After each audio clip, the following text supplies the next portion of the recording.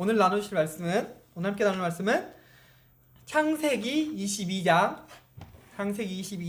1절부터 14절까지 말씀입니다. 1절부터 14절까지 말씀. 제가 먼저 읽고 여러분들이 함께 읽으면서 함께 교독하도록 하겠습니다. 제가 먼저 읽겠습니다. 그 일 후에 하나님이 아브라함을 시험하시려고 그를 부르시되 아브라함아 하시니 그가 이르되 내가 여기 있나이다. 여호와께서 이르시되 내 아들 내 사랑하는 독자 이삭을 데리고 모리아 땅으로 가서 내가 네게 이르는 한 산 거기서 그를 번제로 드리라.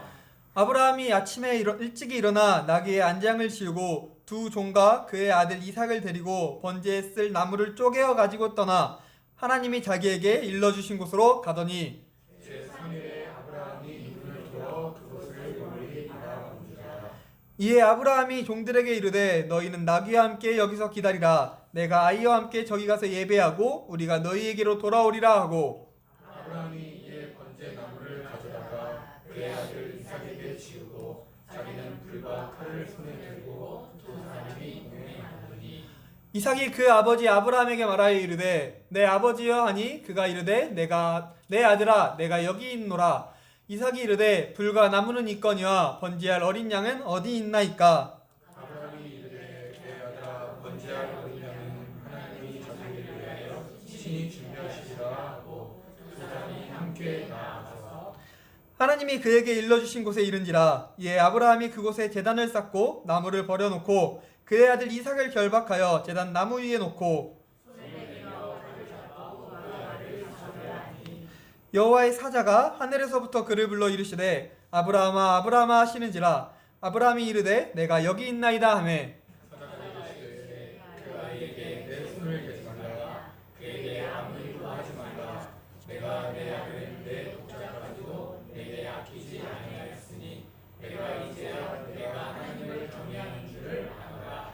아브라함이 눈을 들어 살펴본즉 한 순양이 뒤에 있는데 풀이 풀에 걸려 있는지라. 아브라함이 가서 그 순양을 가져다가 아들을 대신하여 번제로 드렸더라. 여호와 이레라 하였으므로 오늘날까지 사람들이 이르기를 여호와의 산에서 준비되리라 하더라. 아멘. 네, 오늘 본문은 좀 길었죠. 네, 여러분들 혹시 마라톤 좋아하시나요? 좋아하시는 분도 많이 없겠죠, 그렇죠? 저도 좋아하지 않습니다. 하지만 그런데 천안에 봉주로라는 것도 있더라고요. 네, 이봉주 선수 이제 기념도로 해가지고 저도 텔레비전에서 마라톤을 본 경우는 별로 없던 것 같아요. 해봐야 마라톤을 그 2시간 동안 중계를 하기는 조금 힘드니까 해봐야 이제 뭐 결승점에서 올림픽 결승점에서 좀 들어오는 장면, 아니면 이제 중간중간 조금 틀어주는 장면, 아니면 예능에서 연예인이 뛰는 장면, 이 정도만 조금 봤던 것 같습니다. 그런데 마라톤 경주를 볼 때 좀 이상한 점이 하나 있었어요. 뭐냐면 많은 선수들, 아니면 모든 선수들이 막 달리던 중에 물이 있는 테이블에 도착을 해요. 그러면요 컵을 딱 잡아서 물을 마시더니 이 물을요 픽 하고 버리고 가요. 모든 선수들이 버리고 가요. 그런데 이걸 보고서요 아깝다라고 생각을 했습니다. 컵이 아까운 게 아니라요, 네, 나중에 또 목마르면은 버렸던 그 물 생각나지 않을까? 내가 지금 2시간을 뛰어야 되는데 네, 꽤 많은 거리를 달려야 되는데 물 하나쯤 있으면 되지 않을까? 물병 하나쯤 들고 뛰어도 되지 않을까? 싶더라고요. 그런데 모든 선수들이 물을 다 버리고 뜁니다. 네, 그래서 나중에 아쉽겠다, 생각나지 않을까? 라고 생각을 했었는데요. 그럴 수 있는, 이 마라톤 선수들이 그럴 수 있는 이유가 두 가지가 있더라고요. 근데 이 두 가지는요 조금 이따가 이야기하겠습니다. 네, 그럼 이제 본문으로 넘어올 건데요. 오늘 성경을 보다 보면은 하나님께 이해가 되지 않는 무언가를 줬다가 뺏는 경우가 가끔씩 나옵니다.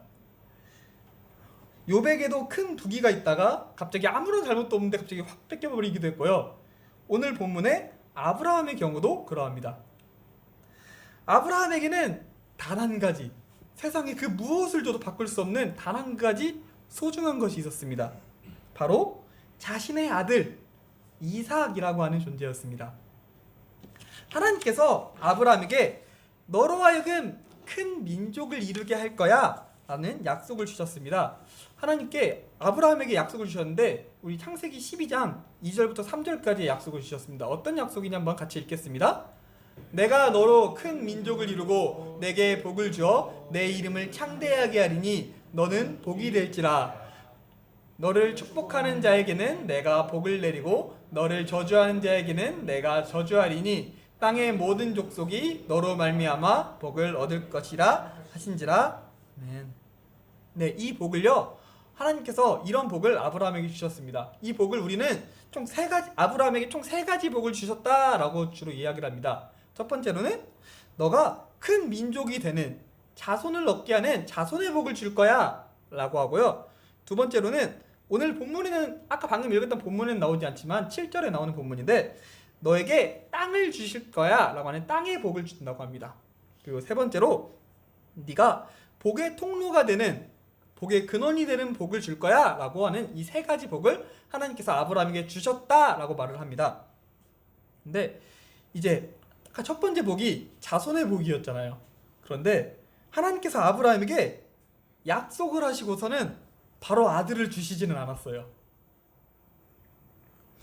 자녀를 주어야 뭔가 큰 민족이 되든 말든 할 텐데 자녀를 주시지 않습니다. 그래서 아브라함은 하나님께 몇 번이고 물어봅니다. 하나님, 언제 주시나요? 하나님, 혹시 내가 아니라, 내 자녀가 아니라 혹시 이 종을 통해서인가요? 아니면은 내 몸종 그 사라를 통해서가 아니라 몸종 이 하갈을 통해서 얻은 이스마엘을 말하는 건가요? 하나님께 아브라함은 계속 물어보곤 했습니다. 그때마다 하나님께서는 계속해서 밀어요. 그거 아니고 정말로 사라를 통해서야. 근데 내가 이뤄줄게. 이뤄줄 거야. 기다려. 라고 하십니다. 네, 구두 서명하고 약속이 근데 이루어질 가망이 보이지가 않아요. 그러다가 아브라함이 100세가 되던 해에 하나님이 약속하셨던 아들 이삭을 주십니다. 제 친구 중에 애엄마가 된 친구들이 몇 명 있습니다. 그 친구들이 막 이제 사진을 찍어서 자신의 자녀들이 얼마나 귀여우면 사진 찍어서 막 저한테 자랑하기도 하거든요. 그런데 막 애가 지금 막 돌아다니면서 서랍장을 다 열고 난리를 치고 있다라고 하는데 그게 귀엽다고 사진 찍어서 보내요. 그런데 자기가 낳은 자식들이 얼마나 귀하고 얼마나 사랑스러운데 100세가 되어서 낳은 자식이라면 얼마나 그러겠어요. 늦둥이 중에 늦둥이. 집안에 거기다가 유일한 후계자. 그것도 하나님의 약속의 선물이에요. 아브라함의 삶에서 이삭은 그 무엇을 준다고 해도 바꿀 수 없는 것이었습니다. 그렇게 이름도 하나님이 나를 웃게 하는 존재야. 이삭 때문에 내가 하나님이 나를 웃게 하셨어 하면서 웃다라고 하는 뜻인 이삭이라고 지었습니다. 이삭은 아브라함의 전부였습니다. 그런데 오늘 본문에서 문제가 생깁니다. 우리 1절과 2절 한번 다시 읽도록 하겠습니다. 함께 읽습니다. 그 이후에 하나님이 아브라함을 시험하시려고 그를 부르시되 아브라함아 하시니 그가 이르되 내가 여기 있나이다. 여호와께서 이르시되 내 아들 내 사랑하는 독자 이삭을 데리고 모리아 땅으로 가서 내가 내게 일러준 한 산 거기서 그를 번제로 드리라.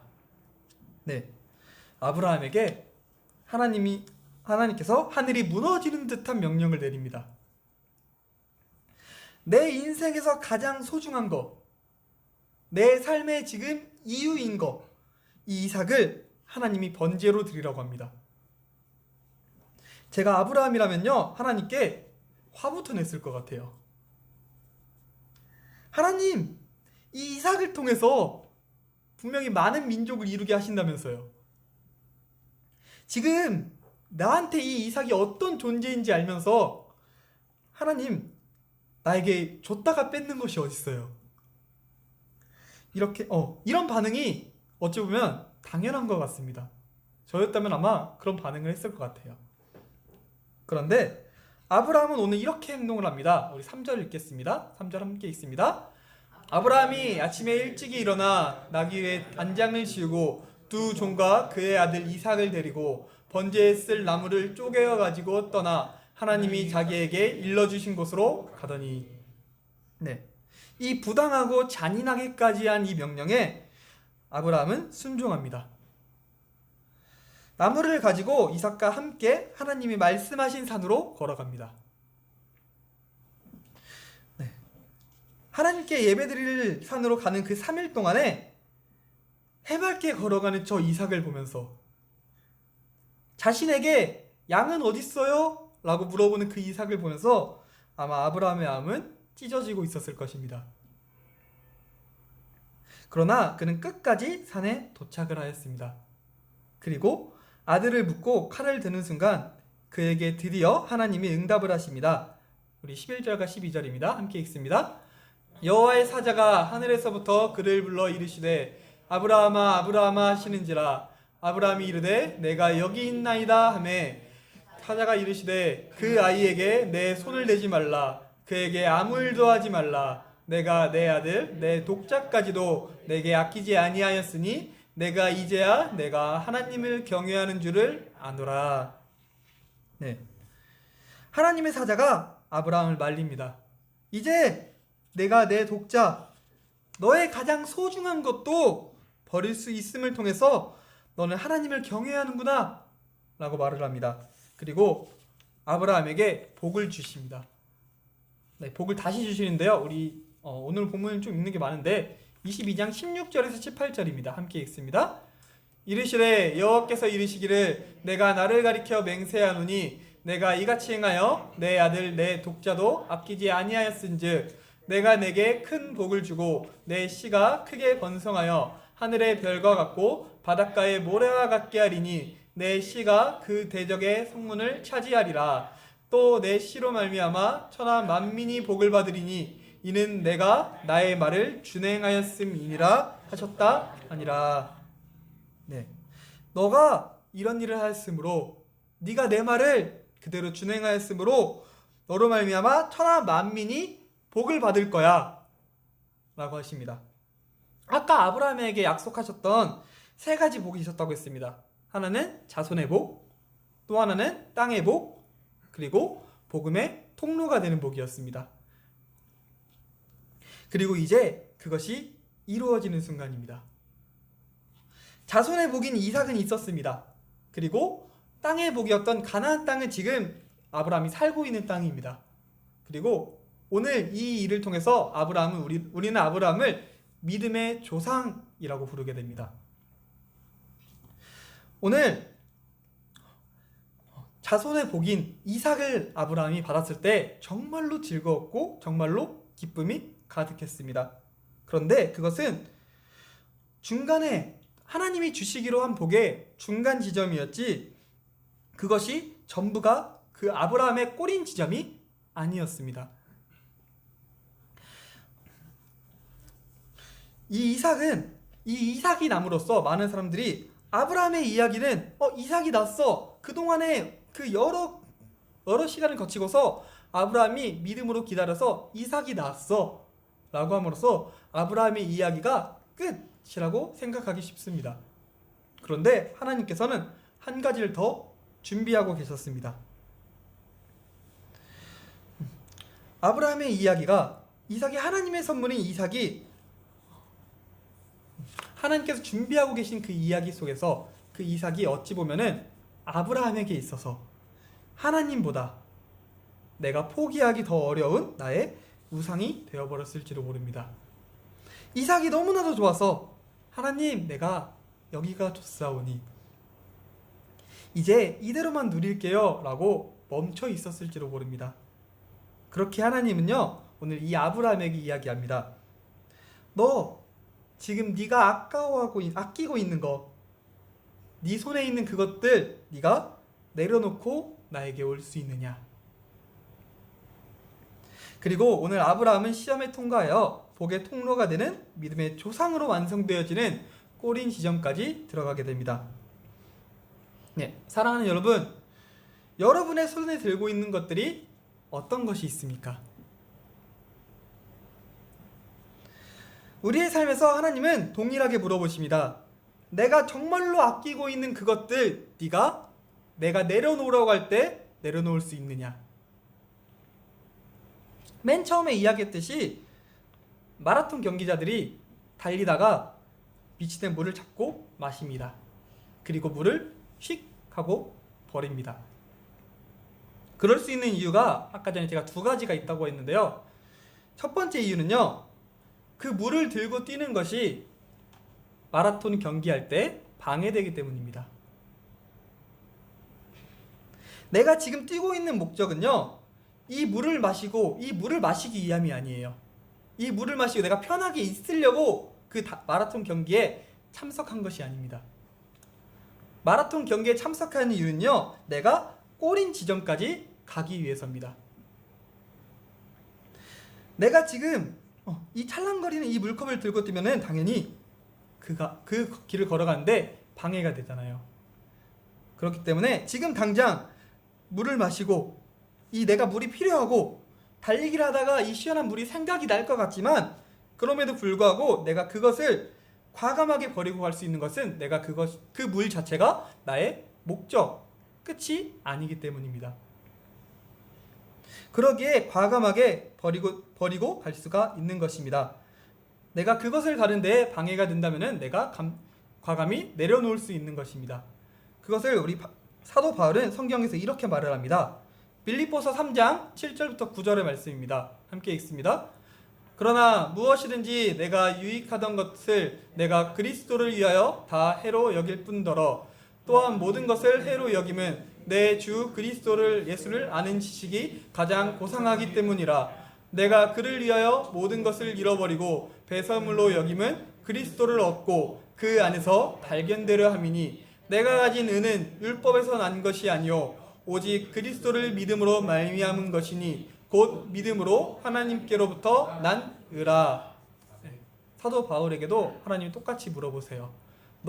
네가 가지고 있는 그 바리새인으로서의 권리들, 네가 가지고 있던 그 율법들, 그 생활들 다 버리고 뛸 수 있니? 그때 사도 바울은 이렇게 고백했다고 합니다. 내가 그 모든 것들이 나에게 그 전에 유익했던 것들이라도, 내가 지금 이것들이 누리는 것이 좋다고 하더라도 내가 그 길을 달려가는데 해가 된다면 나는 버리고 가겠습니다. 하나님을 위해서 기꺼이 내려놓고 가겠습니다. 네, 그것은요, 지금 내가 가지고 있는 것이 내가 얼마나 이 짧은 시간이 달콤한데요. 너무나도 어렵기는 합니다. 그럼에도 우리가 기억해야 할 것은 내가 지금 가야 하는 곳이 이 물 한 잔 얻는 것이 아니라 하나님이 정하신 그 골인 지점에 들어가는 것임을 기억해야 할 것입니다. 네, 아브라함도 자신이 가지고 있는 자신의 자랑이요 즐거움을 하나님 앞에 내려놓을 때 그는 믿음의 조상으로 들어갔습니다. 그리고 마라토너들이 이제 물을 버릴 수 있었던 두 번째 이유는 바로 내가 물을 필요로 할 그때 저기 가면은 물이 또 준비되어 있을 것이기 때문입니다.